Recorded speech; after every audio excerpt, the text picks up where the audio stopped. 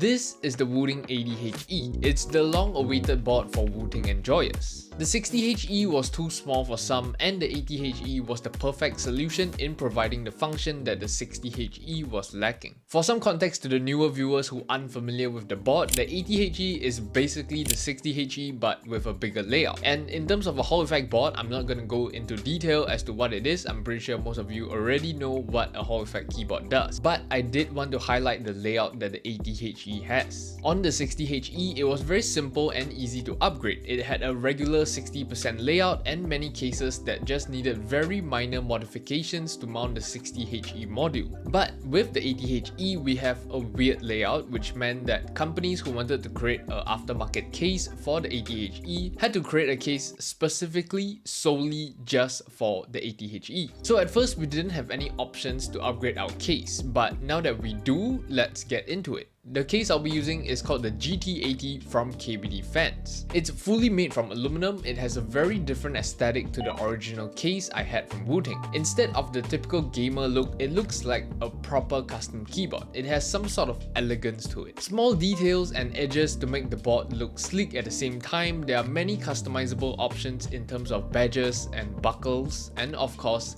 color options. The one I have is in silver, and I did want to highlight that the case does have the ball catch structure, which makes the process extremely simple. It's probably the easiest and biggest upgrade you can do for your Wooting 80HE. Now, switches. In my previous video where I upgraded my 60HE, I already tried out most of the popular Hall effect switches that we are used to, like the Geon Raws and the Magnetic Jade Pros. So I'm gonna avoid them for this video and try out some of the more recent switches. The two switches I have with me today are the Everglide Skyline switches and the TTC X Wooting Palm switches. In terms of our foam configuration, there will be no changes made. I won't do any special modification because I don't think there's much to do. I'll be trying out both sets of switches to see which one feels and sounds better. As for keycaps, I have the KBDFans Emma. I've been eyeing on this set for such a long time. It's a beautiful set that I think matches the silver case we have so well. It keeps things interesting while still maintains the elegance that the case provides. Now here's the comparison sound test.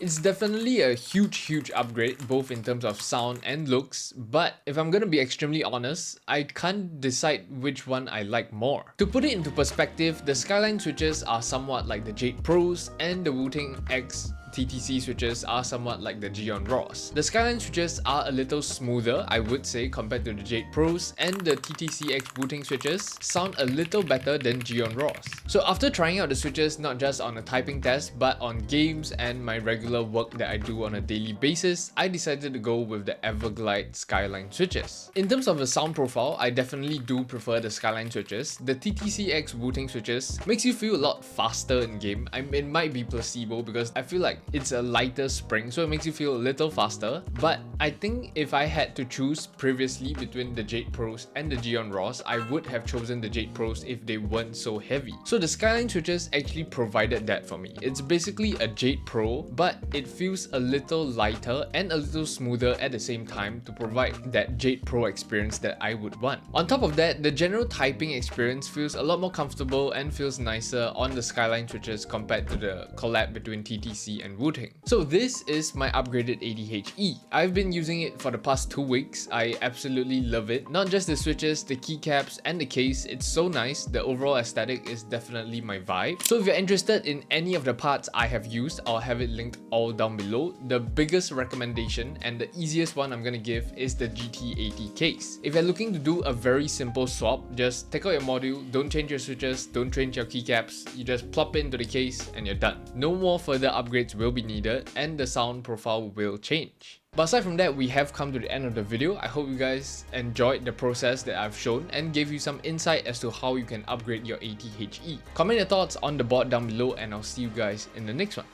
Peace.